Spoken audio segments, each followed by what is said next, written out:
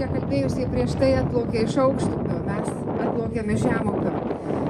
Visi kalba apie apie pramoginį plaukiojimą, apie taksi, o mes jurbarkiečiai norime kalbėti ne tik apie tai, mes norime kalbėti ir apie pramoninę laivystę, kad plauktų laivai, gabendami krovinius, kad vaga ties Jurbarku visų žemupių būtų kuo gilesnė, kad atsipirktų šitie laivai ir kad Nemunas iš tiesų būtų gyvas toks, koks buvo gyvas visais laikais.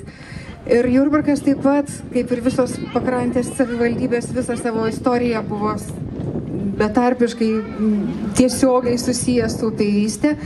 Ir visą šią istoriją, kuri beje yra, galima sakyti, ir Lietuvos istorija, atspindi ten mūsų atsivežti, jum kaip dovana, šitą renginį rengėjom, atsivežti stendai apie upėvystės istoriją Nemune. Labai kviečiu visus prieiti šalia Žemsiurbės, pasižiūrėti šitos stendus. Prašom pasižiūrėti Panemunių regioninio parko atvežtus stendus apie upėvystę Lietuvoje. Dar sykį kartoju. Ir kągi, Jurbarkas pasiruošęs priimti ir keleivinius laivus. Visus norinčius atplaukti iš Kauno kviečiame neišsigąsti atstumo. Jurbarkas turi savo prieplauką, galima švartuotis, galima pasipildyti kuru. Jurbarkas deda didelės pastangas, kad Smalininkuose būtų atgaivintas ir vėl prikeltas gyvenimui Smalininkų senasis uostas, kuris yra paveldo objektas, todėl ypatingai mums yra svarbus kaip, vienas iš 268 objektų paveldinių, kuriuos galima pasižiūrėti Jurbarko rajone.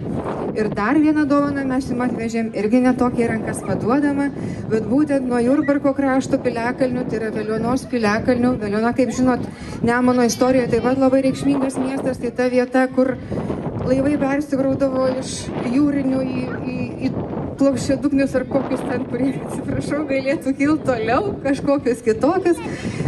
Žodžiu, Veliuona ypatinga vietovė, ten buvo mūsų kunigaikščio apsilankyta ir šiandien šitoje scenoje pasirodys Veliuonos krašto, Veliuonos dvaro, gal 13, gal 14 amžiaus šokėjos, taip pat labai kviečiam pasižiūrėti. Tai išlaikėm ilgai, bet jos jaunos ir gražios.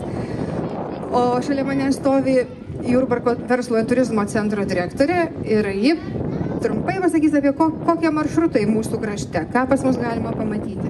Taip, prieš suteikdama žodį norėjau paklausti, kokios, pavyzdžiui, povandeninių laivų perspektyvos jūsų krašte būtų? Na, kai šitas didelis agregatas atplauks ir išsiurbs, tada kalbėsim apie povandeninius. Vyrai veda motorus.